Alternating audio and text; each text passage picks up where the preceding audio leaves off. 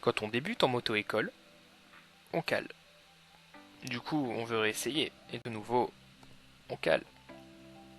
Alors on essaie de comprendre comment ça marche, on joue un petit peu avec tout ce qu'on a à disposition, on essaye vraiment de comprendre comment ça marche, et quand on essaye, on cale. Fort heureusement, tout ça, ce n'est pas de longue durée. Alors après avoir écouté quelques conseils du moniteur, on met ça en pratique. Et là, magie, la moto, elle avance. Bon ok, c'est pas encore le must, mais au moins, elle avance.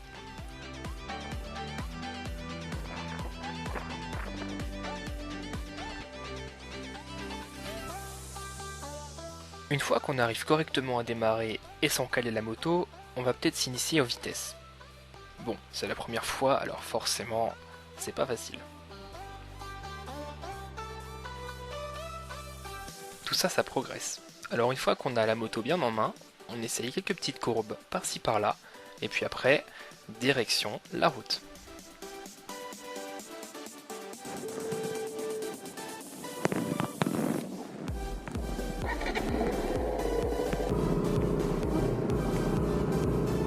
Autant dire que les premiers mètres dans une zone résidentielle à 20 km/h, c'est pas très marrant.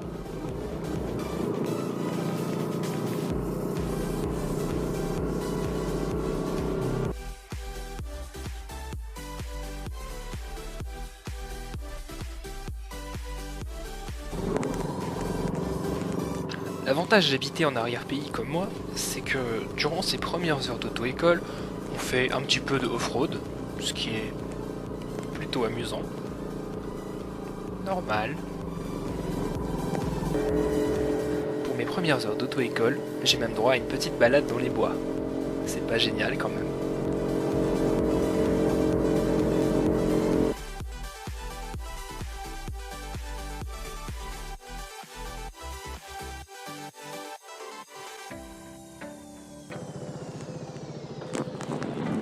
Décidément, elles sont vraiment chouettes mes premières heures de moto-école. Mais ce que je préfère dans tout ça, c'est d'entendre le joli bruit du moteur qui est en pleine action.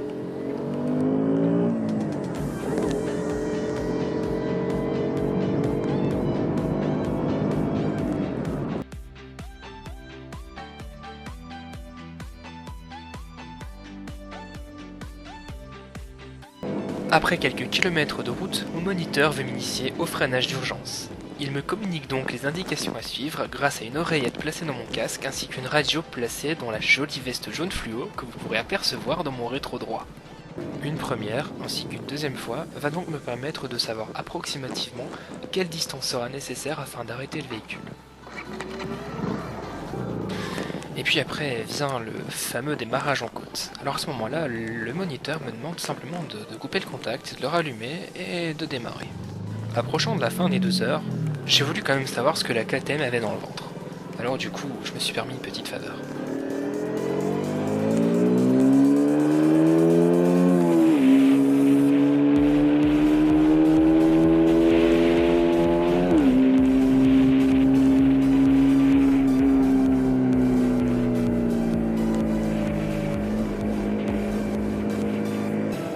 À quelques minutes de la fin du cours, j'ai l'opportunité d'emprunter une route assez sinueuse. Génial.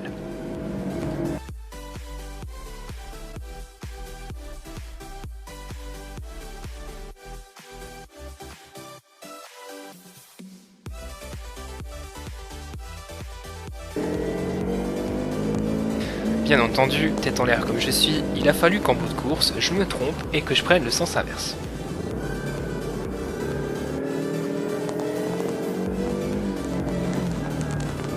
Mais bon, ça s'est quand même terminé en beauté puisque le conducteur d'en face m'a laissé passer et puis j'ai ramené la moto au virage.